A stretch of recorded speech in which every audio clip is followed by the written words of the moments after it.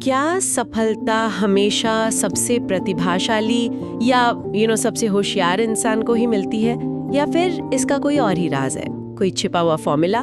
आज हम इसी सवाल की तह तक जाएंगे और हमारे पास स्रोत के तौर पर है एंजेला डकवर्थ की बेहद प्रभावशाली किताब grit, the power of passion and perseverance के कुछ मुख्य विचार। हमारी कोशिश ये समझने की है कि जुनून और दृढ़ता यानी ग्रिट कामयाबी के लिए टैलेंट से ज्यादा जरूरी कैसे हो सकती है। तो चलिए इस सोच को परत दर परत खोलते हैं। और ये एक ऐसा आइडिया है जो सक्सेस को देखने का हमारा पूरा नजरिया ही बदल सकता है।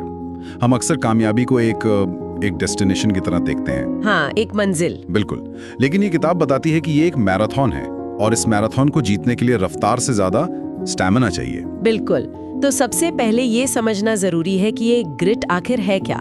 किताब एक बहुत ही सीधा और शक्तिशाली फॉर्मूला देती है।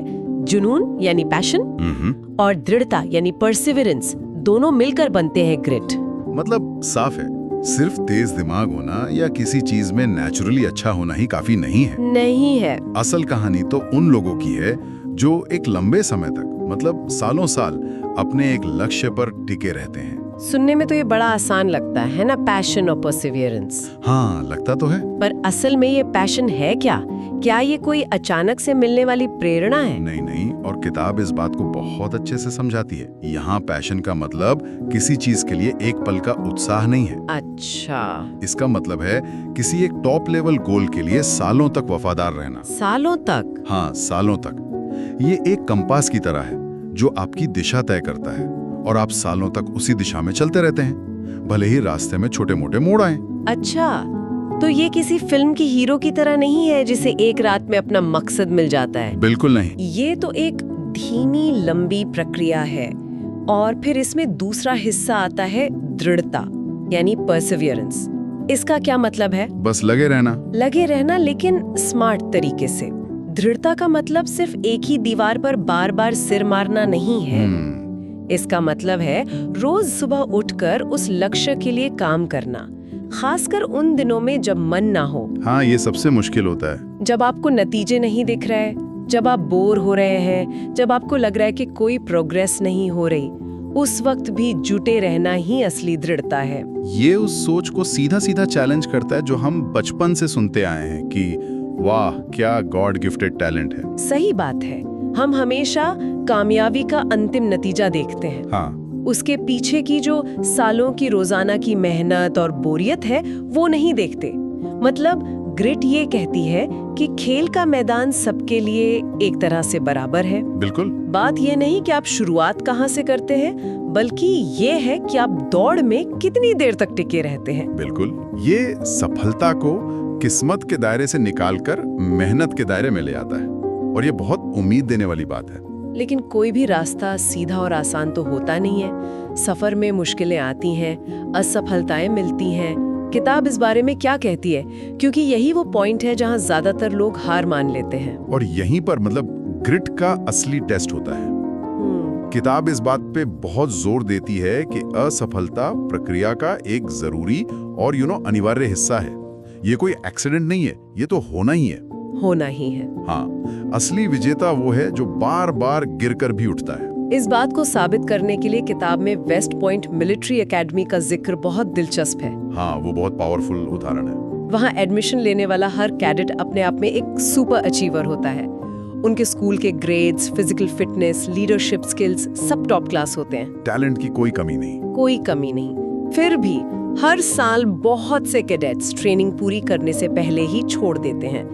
तो डकवर्थ ने यही पता लगाने की कोशिश की कि कौन टिकेगा और कौन छोड़ेगा। इसका सबसे बड़ा प्रेडिक्टर क्या है? और नतीजा हैरान करने वाला था। कौन ट्रेनिंग पूरी करेगा और कौन नहीं, इसका उनके एसएटी स्कोर, उनके क्लास रैंक या उनकी एथलेटिक क्षमता से कोई खास लेना देना नहीं था। अच्छा, सबसे बड़ा प्रेडिक्टर था उनका ग्रिट स्कोर। हाँ, जब बीस्ट बैरिक्स की वो बेहद मुश्किल गर्मी की ट्रेनिंग शुरू होती है तो अचानक टैलेंट सेकेंडरी हो जाता है।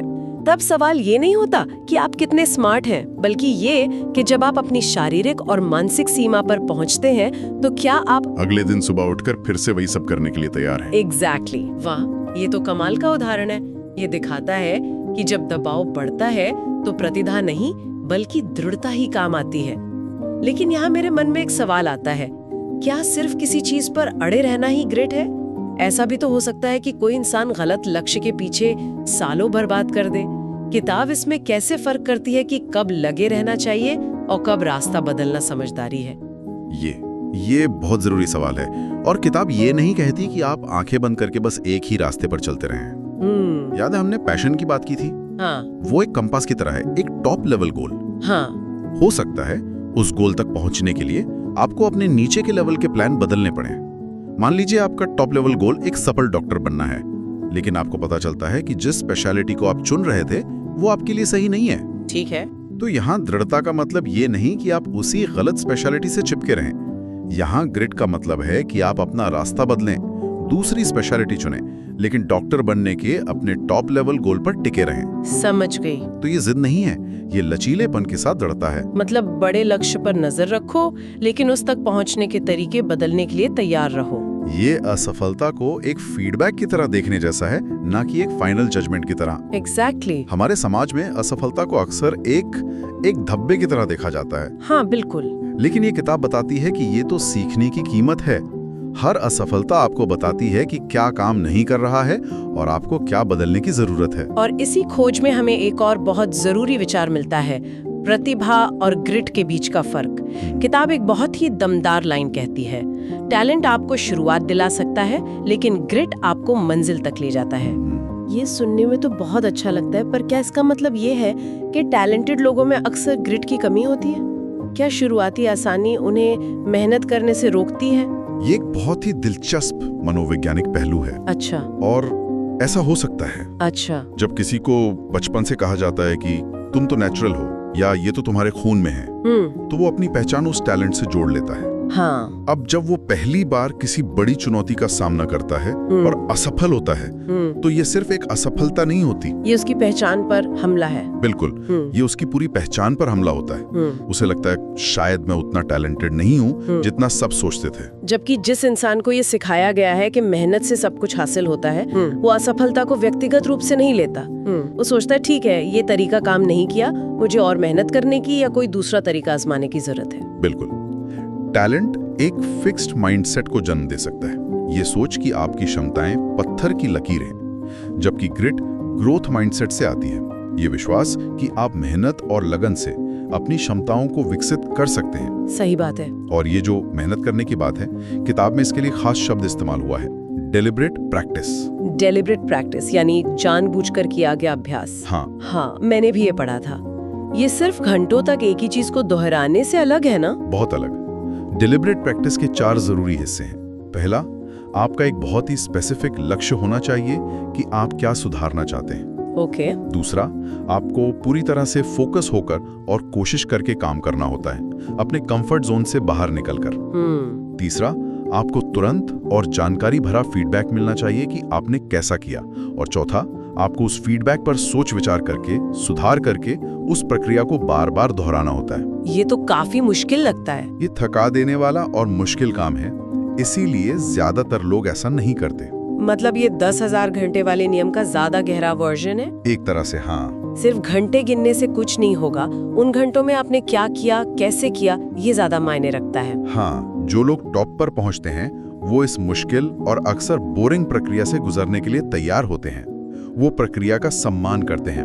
वो सिर्फ अंतिम परिणाम के बारे में नहीं सोचते। नहीं, वो रोज थोड़ा थोड़ा बेहतर बनने की प्रक्रिया को अपनाते हैं। यही चीज एक शौकिया संगीतकार और एक प्रोफेशनल संगीतकार में फर्क पैदा करती है। कैसे? शौकिया इंसान बस मजे के लिए बजाता है, लेकिन प्रोफेशनल इंसान घंटों तक उन हिस्सों का अभ्यास करता है जहां वो कमजोर है। ये सब बातें तो ठीक है, पर अगर कोई अभी सुन रहा है, शायद कोई स्टूडेंट, और वो सोच रहा है कि मैं ये सब अपनी पढ़ाई में कैसे इस्तेमाल करूं, तो उनके लिए किताब में क्या है? क्योंकि मुझे लगता है ये हिस्सा बहुत से लोगों के लिए सबसे ज्यादा काम का हो सकता है। बिल्कुल, छात्रों और सीखने वालों के लिए इसमें एक बहुत बड़ा और उम्मीद भरा संदेश है।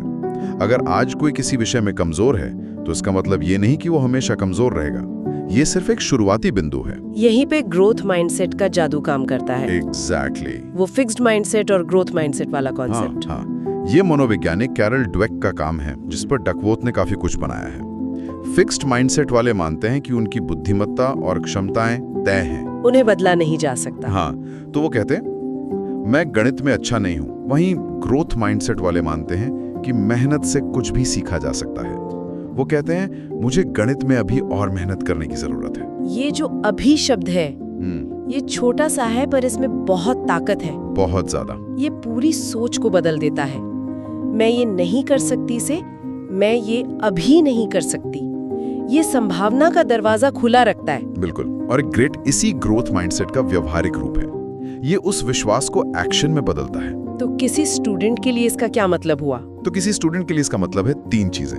पहला है धैर्य, ये समझना कि कोई भी मुश्किल चीज सीखने में वक्त लगता है, रातों रात चमत्कार नहीं होते। सही बात है। दूसरा है नियमित अभ्यास, यानी डेलिब्रेट प्रैक्टिस, रोज थोड़ा थोड़ा लेकिन फोकस के साथ।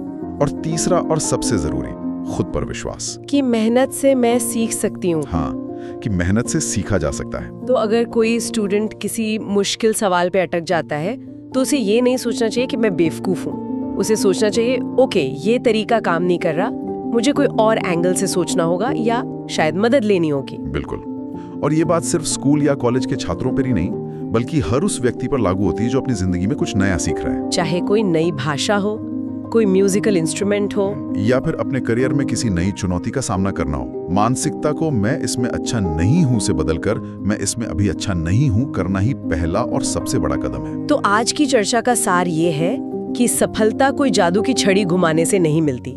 ये कोई ऐसी चीज नहीं है जो सिर्फ कुछ चुनिंदा टैलेंटेड लोगों के लिए आरक्षित हो, बल्कि ये रोज की गई छोटी छोटी अनुशासित और लगातार मेहनत का नतीजा है। ये उन अनगिनत घंटों का परिणाम है जब कोई नहीं देख रहा होता। सही बात है। और जैसा कि किताब हमें याद दिलाती है, हार मानने से पहले एक बार और कोशिश जरूर करनी चाहिए। शायद वही एक कोशिश फर्क पैदा कर दे। ये एक बेहद जरूरी सबक है और यहाँ मैं एक विचार सोचने के लिए छोड़ना चाहूंगा। जरूर। ये किताब हमें एक लक्ष्य पर दृढ़ता से टिके रहने के लिए प्रोत्साहित करती है, जो कि बहुत महत्वपूर्ण है। लेकिन जिंदगी हमेशा सीधी लाइन में नहीं चलती।